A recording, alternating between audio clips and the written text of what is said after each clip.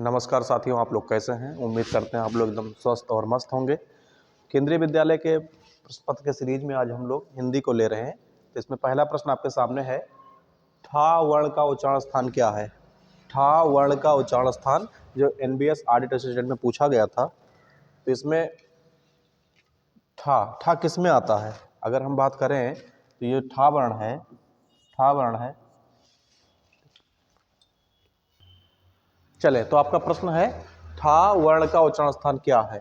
तो आपको तो सबसे पहले याद होना चाहिए, हम तो संस्कृत के सूत्र के माध्यम से देख लेते हैं, फिर आप लोग देख लेना। ये कंठ है, तो कंठ में क्या सूत्र है, अकुह विसर्जनीय नाम कंठा, यानी का वर्ग यानी कु इसमें आएगा, अकुह तो इसमें कु आएगा, तो कु से आपको पता होना चाहिए कि का वर्ग होता है इसमें, का वर्ग। तो ये तो का वर्ग में कंठ है। दंत में लितु लसा नाम दंता है, तो इसमें ला वर्ग वाले आएंगे ज्यादा, और तालब में भी नहीं, तो इसमें मूर्धन्य में है। मूर्धन्य का सूत्र क्या है, ऋतु रसाणा मूर्धा। तो ऋतु रसाणा मूर्धा में क्या है, टू है, तो टू से क्या है, टा वर्ग है। टा वर्ग में तो टा में क्या है, टा ठा डा ढा अड़ा इस तरीके से है। तो यहाँ पे हमको मिला क्या, ठा मिला। तो ठा का उच्चारण स्थान क्या है, ये मूर्धन्य है। इसी प्रकार से अब हम अगले प्रश्न को देखें। तो दूसरा प्रश्न हमारा है, निम्नलिखित में स्वर की मात्राओं की दृष्टि से अशुद्ध शब्द बताना है। तो स्वर की मात्राओं से, अगर स्वर की मात्रा अगर इसमें देखा जाए तो पत्नी तो ऐसे ही लिखा जाता है, कहीं भी आपने देखा होगा तो पत्नी तो इसी प्रकार से ही लिखा होता है, पत्नी इसी प्रकार से लिखा होता है। इसमें स्वर की मात्राओं की दृष्टि से अशुद्ध नहीं है, यानी कि पत्नी क्या है, शुद्ध है, तो ये तो हमारा ऑप्शन होगा नहीं। दूसरा, मृग भी ठीक लिखा हुआ है, और आहार भी इसी प्रकार से हम लिखते हैं अगर मात्राओं की दृष्टि से बात करें तो। सिंदूर में दिक्कत है, सिंधु धर्मी लिखा हुआ है, तो ये उत्तर नहीं होगा। ये सिंदूर, इसमें छोटी ही का मात्रा इधर से रहेगा, इस तरीके से होगा तो यह शुद्ध हो जाएगा। सिंधु प्लस उर्मी बनता है या, और सिंदूर में इस प्रकार से सही होगा। तो इसमें उत्तर आपका कौन सा सही है, उत्तर आपका सही है डी वाला ऑप्शन। ये हमारे TGT साइंस में पूछा गया था ये। अगले प्रश्न की अगर हम बात करें तो ना वर्ण का उच्चारण स्थान क्या है, ना। तो इसमें अगर हम ना किस किस वर्ग में आता है, ता था दा धा ना, ता था दा धा और ना, इसी प्रकार से ना हमको देखने को मिलता है। तो ता में क्या है, ये तू है, तो तू से क्या बनेगा, ता वर्ग बनेगा। तो लितु लसानाम दंता, लितु लसानाम दंता, तो इसमें क्या है आपका, इसमें दंत रहेगा। इसमें ऑप्शन आपका कौन सा सही होगा, इसमें दंत होगा। इसी प्रकार से अब अगले प्रश्न की तरफ अगर हम चलें तो चौथा प्रश्न है, नक्षत्र में संयुक्त अक्षर कौन से। तो हमने आपको संयुक्त अक्षर बता दिए थे। हिंदी में कितने संयुक्त अक्षर हैं, 4 हैं। तो हिंदी में 4 संयुक्त अक्षर हैं, हिंदी में 4 संयुक्त अक्षर हैं। तो इसमें देखिए, ना में तो कुछ संयुक्त है नहीं, छा और त्रा में ही संयुक्त अक्षर हैं दोनों में। तो आपको ढूंढना है, तो ना तो इसमें लिखा हुआ है, का और सा ये तो ठीक लिखा हुआ है, लेकिन यहाँ दिक्कत है कि यहाँ पर भी हलंत लगा दिए, तो ये तो उत्तर आपका नहीं होगा। इसमें भी ना है, का और सा से मिलके छा तो बना हुआ है, यह ठीक है, और इसमें ता है, इसमें हलंत भी नहीं लगा हुआ है, तो आपका ऑप्शन बी सही होगा। ऑप्शन सी को भी अगर हम देख लें तो इसमें ना है और सा को पहले कर दिया, तो यह ऑप्शन पहले ही गलत हो गए। इसमें ना है, का और सा ठीक लिखा हुआ है, इसमें का और सा दोनों में हलंत है। यहाँ भी आप पकड़ना देखना, यहाँ पर भी हलंत है, तो इसलिए यह भी ऑप्शन आपका ठीक नहीं होगा, इसलिए उत्तर बा आपका सही है। आगे की प्रश्न अगर हम देखें तो निम्नलिखित में से चा वर्ग का उच्चारण स्थान क्या है। इसमें पूछा है, तो आपको सूत्र अगर याद है तो याद है, नहीं याद है तो आप एक बार देखें, उससे ज़्यादा ही आसानी होती है। तो अकुह विसर्जनीय नाम कंठा, ये तो होगा नहीं। तो चा वर्ग में क्या आता है, चा छा जा झा, यानी कि ये चा वर्ग है। क्या है, यह है चा वर्ग। तो संस्कृत में सूत्र है इचु ऐसा नाम तालु, इचु ऐसा नाम तालु, तो ये उत्तर आपका कौन सा होगा, तालब ही सही होगा। इसमें आपका कौन सा उत्तर सही है, तालब ही सही है। अब अगले प्रश्न की अगर बात करें तो सर्वज्ञ शब्द में संयुक्त अक्षर ज्ञा है, तो ज्ञा किस किस से मिलकर बना है। संयुक्त अक्षर हिंदी में 4 ही हैं, और उससे कई बार प्रश्न पूछे गए हैं। तो आप लोग बताएं ज्ञा किस किस से मिलकर बना है। जा और या से मिलकर बना है, नहीं बना है, क्योंकि ये जय हो जाएगा। जा और या ये तो मिलके बना हुआ है, लेकिन जा में हलंत नहीं है, इसलिए यह भी ऑप्शन आपका ठीक नहीं है। तो इसी प्रकार से अगर हम देखें तो जा और या में ये भी जय हो जाएगा, आधा जा और या इस तरीके से बन जाएगा, तो यह भी उत्तर आपका ठीक नहीं है। जा और या मिला के ज्ञा बनता है, यह प्रश्न का उत्तर आ ही सही है। ठीक है, तो ये प्रश्न आपका आ सही है।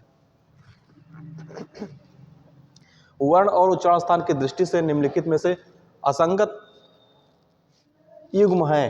असंगत का मतलब जो ठीक नहीं है, जो ठीक प्रकार से मेल नहीं खा रहा है, यानी कि जो गलत है। तो अकुह विसर्जनीयानाम कंठा, तो अगर हा की हम बात करें तो ये कंठ है। ऋतु रसाणाम मूर्धा, इसमें भी टाठा आ रहा है, तो यह भी है। इचु यसाराम तालु, यह भी है। तो उत्तर केवल आपका असंगत जो है ओष्ठ वाला डी ऑप्शन असंगत है। तो इस प्रकार से आपका उत्तर डी इसमें हो जाएगा। आगे देखें तो निम्नलिखित में से पा वर्ग का उच्चारण स्थान क्या है। उच्चारण स्थान से बहुत सारे प्रश्न देखने को मिलते हैं। KBSPRT 22 फरवरी 2023 को सिर्फ फर्स्ट में जो पेपर हुआ उसमें पूछा गया। तो इसमें पा वर्ग है, तो संस्कृत में सूत्र है उपपद्यामान्या नाम ओष्ठो, तो इसका क्या सही होगा, ओष्ठ होगा। इसका सही उत्तर क्या होगा, इसका सही उत्तर होगा ओष्ठ होगा। इसका सही उत्तर आपका ओष्ठ है, तालब नहीं है, ना तो दंत है ना ही कंठ है। इससे पहले कि हम वीडियो जो बना चुके हैं हमारे YouTube चैनल रितेश एकेडमी पर पहले से अपलोडेड है। अगर आप उच्चारण स्थान पर देखना चाहते हैं या वर्णों की पूरी वीडियो है तो प्लेलिस्ट में जाकर देख सकते हैं। त्रिवेणी शब्द में त्रा शब्द जो है, त्रिवेणी शब्द में जो त्रा शब्द है वर्णों के योग से बना है। यह भी प्रश्न किससे है, संयुक्त अक्षर से है। तो संयुक्त अक्षर में अगर हम बी की बात कर लें तो ता और रा ये सीधे क्या बन जाएगा, ये ता और रा तर बन जाएगा, तो ये संयुक्त अक्षर हुआ नहीं। ता और रा की हम बात करें तो दो बार ये आधा ता और आधा रा बन जाएगा, तो ये भी तो हो, ये भी आंसर आपका नहीं है। ता और रा दोनों में हलंत लगा हुआ है। ती और रा, ती और रा, तो ये तिर बन जाएगा। अगर इसका हम बात करें सीधे से तो ये इस तरह से लिख जाएगा, तो यह भी उत्तर नहीं है। उत्तर आपका सी है, ता में हलंत और रा में ही क्या संयुक्ताक्षर से बनता है, त्रा बनता है। तो ये आपका प्रश्न का उत्तर कौन सा सही है, सा वाला सही है। इसी प्रकार आगे निम्नलिखित में से उच्चारण की दृष्टि से असंगत युग्म आपको देखना है। तो फिर अगर आपको उच्चारण स्थान हिंदी के अगर पता है पहले से, तो असंगत युग्म को ढूंढना है कि इसमें कौन से गलत हैं।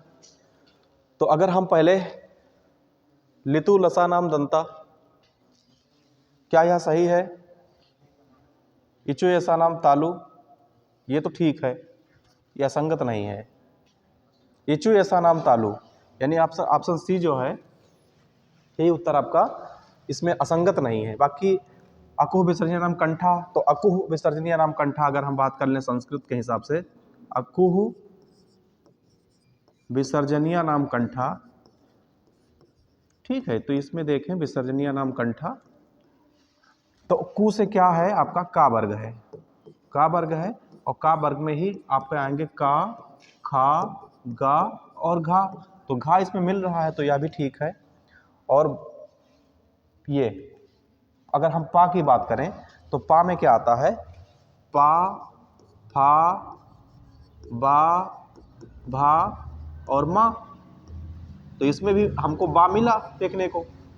तो उपपद्यामान्या नाम ओष्ठो ये सूत्र है, तो उसमें पू आ जाता है, तो पू से क्या होता है, पा वर्ग होता है, पा वर्ग है। और पा वर्ग में पा, फा, बा, भा, माँ आता है, तो माँ देखने को मिला, तो यह भी उत्तर संगत है, यह भी संगत है, यह भी संगत है, और यह ही असंगत है, क्योंकि यहाँ तालु होता तो सही हो जाता।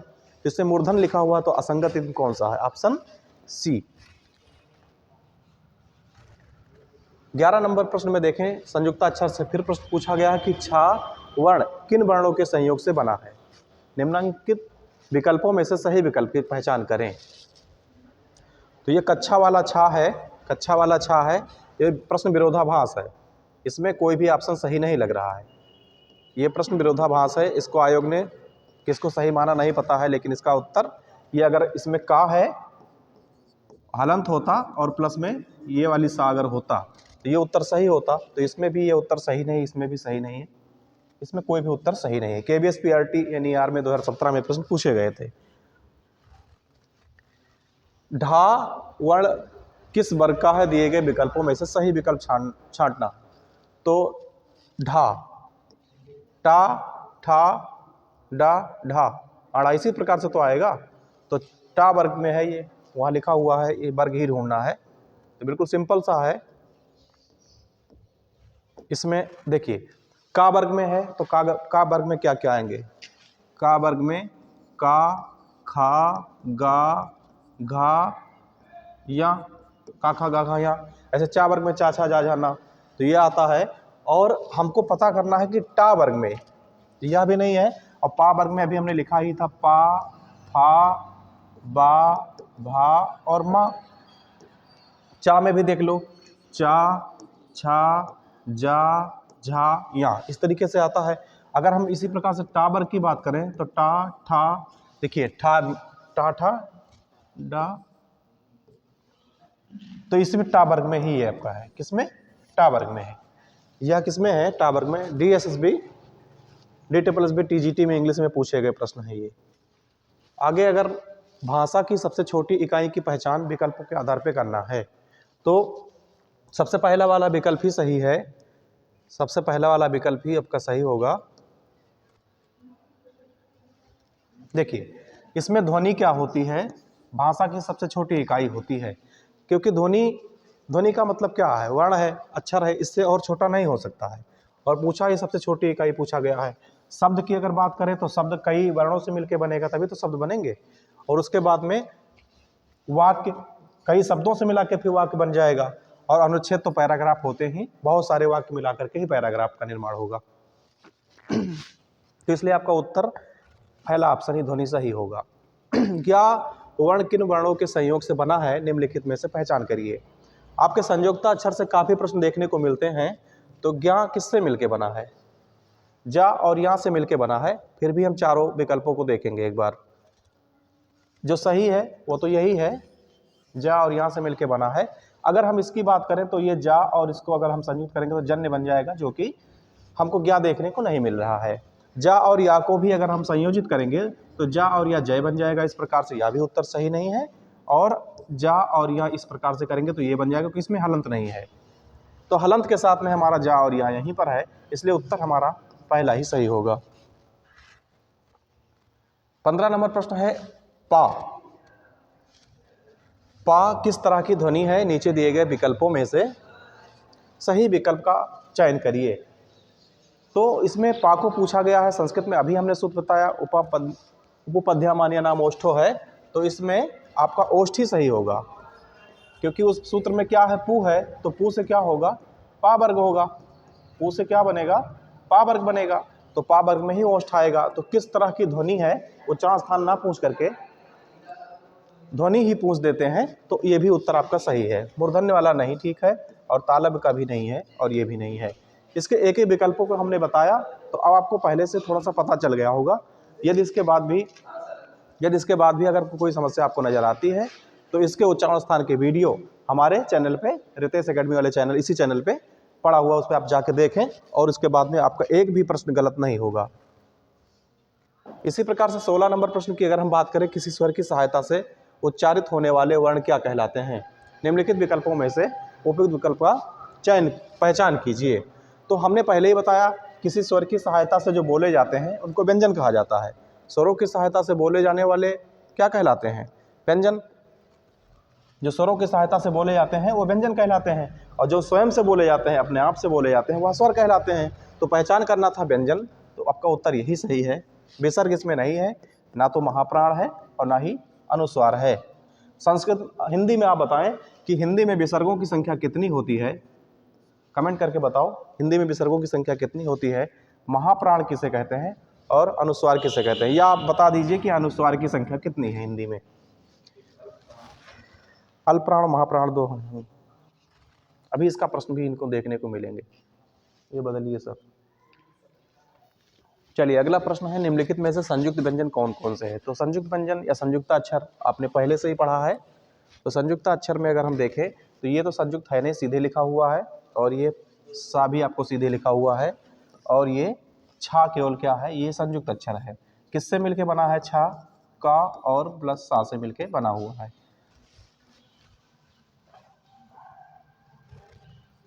अगला प्रश्न है था वर्ग का उच्चारण स्थान क्या है? तो पा फा बा भा मा।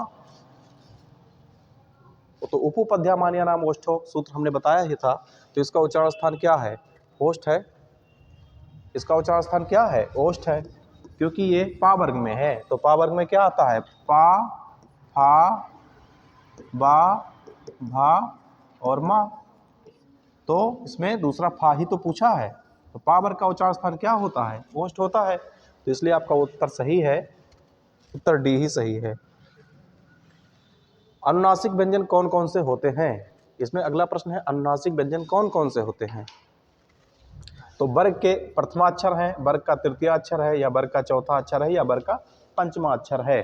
तो आपने देखा होगा कितने वर्ग हैं? का,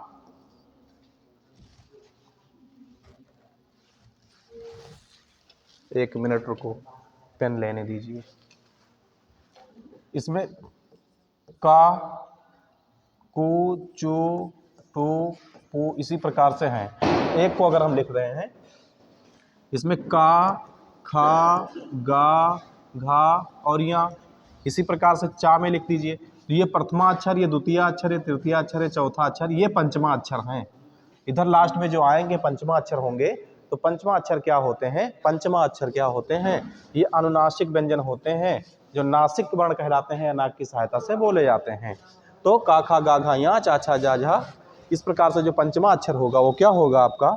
वो अनुनासिक होंगे। मूर्धन्य ध्वनियां कौन कौन सी हैं? मूर्धन ध्वनियां कौन कौन सी हैं? अब देखिए इसमें मूर्धन ध्वनिया में अगर देखें तो चा, छा, जा, झा, यह चा वर्ग है। तो इचु ऐसा नाम तालु है, तो यह तो मूर्धन है नहीं। टा, ठा, डा, ढा, अड़ा, तो इसमें क्या है? ऋतु रसाणाम मूर्धा, यह टा वर्ग के हैं। किसके हैं? टा वर्ग के हैं। तो टा वर्ग को ही क्या कहा जाता है? इसी को मूर्धन्य कहा जाता है। तो ये आपके इसमें आएंगे। हिंदी वर्णमाला में घा किस विभाग में आता है? तो इसमें उत्तर देने से पहले हम विकल्पों को एक बार अगर ध्यान से देख लें, तो विकल्पों में क्या है कि स्वर है, क्या घा स्वर के अंतर्गत आते हैं? हिंदी में कितने स्वर होते हैं? हिंदी में कितने स्वर हैं? 11 स्वर हैं। तो 11 स्वरों की 11 स्वर कौन कौन से हैं? ह्रस्व आ, दीर्घ आ, ह्रस्व ई, दीर्घ ई, यानी छोटाऊ बड़ाऊ, छोटी बड़ी, छोटा आ बड़ा, छोटी बड़ी, छोटाऊ बड़ाऊ, और उसके बाद में क्या है? री है, ए है और ए है। ये हैं, ये स्वर हो गए। अनुस्वार तो यह है नहीं। यह क्या है? यह व्यंजन है, क्योंकि किस में आता है? घा। घा अगर हम बात करें तो घा में हलंत लगाकर आ बनाने से ही घा बनता है। इसलिए किस विभाग में आता है? ये आपके महाप्राण किसे कहते हैं? तो जिन वर्णों के उच्चारण में मुंह से अधिक सांस निकले उसको क्या कहते हैं? उसको महाप्राण कहते हैं। और जिन वर्णों के उच्चारण में मुंह से कम सांस निकले उसको अल्प प्राण कहते हैं। तो ये है परिभाषा। अगर आप देख लें तो जिन वर्णों के उच्चारण में मुंह से कम सांस निकलता है तो इसको अल्प प्राण कहते हैं। अभी प्रश्न को हल करने में आपको बहुत ज़्यादा इसकी आवश्यकता होगी। और ये क्या है? महाप्राण है। इसके 2 विकल्प आपके नहीं दिए गए हैं, लेकिन बी विकल्प आपका इसमें सही है। निम्नलिखित में से कौन सा वर्ण अल्प प्राण को दिखाता है? कौन वाला है? बंद कर, रोक दीजिए वीडियो।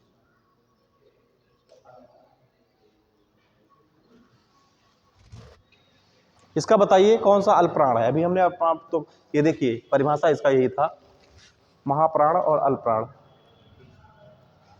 महाप्राण और अल्प प्राण आपके जो हैं,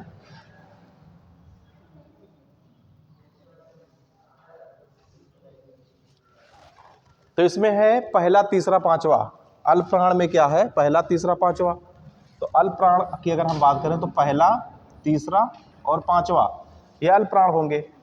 तो अगर हम जैसे मान लीजिए का वर्ग है, का वर्ग है, तो का वर्ग में क्या करेंगे? का, खा, गा, घा और या। तो ये प्रथमा अक्षर, ये द्वितीय अक्षर, ये तृतीय, ये चतुर्थ और पंचमा अक्षर है।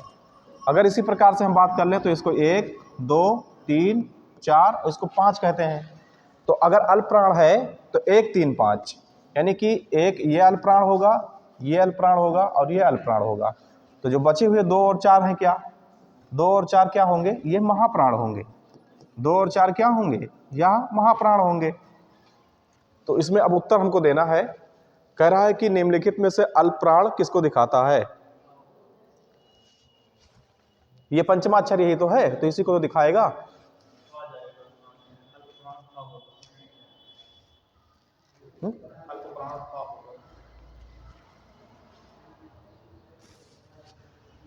सही, ठीक है। तो इसमें पहला, ये देखिए पहला, तीसरा, पांचवा, तो इसमें अड़ा क्या है? पंचमाक्षर 5 में है, तो ये आपका यही उत्तर सही होगा। अगला है निम्नलिखित में से कौन सा वर्ण महाप्राण को दिखाता है? तो अब अगर हम महाप्राण की बात करें तो महाप्राण में क्या आता है? 2 और 4। कौन से आते हैं? 2 और 4। तो टा तो पहले में आ गया, टा, ठा, डाढ़ा, तो ये पहले में आ गया। अड़ा किस में आ गया? ये 5वें में आ गया, तो यह भी उत्तर नहीं होगा। टा के बाद में ठा आता है, टा के बाद में क्या आता है? ठा, तो ये दूसरे स्थान पे आ गया, तो महाप्राण आपके यही होंगे। इसी प्रकार अगला प्रश्न है, अल्प प्राण किसे कहते हैं? जिन वर्णों के उच्चारण में मुंह से कम श्वास निकले। यही पहला वाला ही सही है, पहला वाला ही उत्तर सही है। अधिक श्वास निकलेगा तो क्या कहलाएगा? ये महाप्राण कहलाएंगे। ये क्या कहलाएंगे? महाप्राण कहलाएंगे। शब्दों की तो कहीं बात ही नहीं हुई है, शब्दों की तो कहीं बात ही नहीं की गई है, इसमें वर्णों की ही बात होगी। अंतिम प्रश्न है कि अघोष व्यंजन कौन से हैं? ये होमवर्क में दे रहे हैं, आप लोग बताना, फिर इसके आगे की वीडियो अब हम कंटिन्यू करेंगे। वीडियो बड़ी होती जा रही है। ठीक है, आज के लिए बस इतना ही।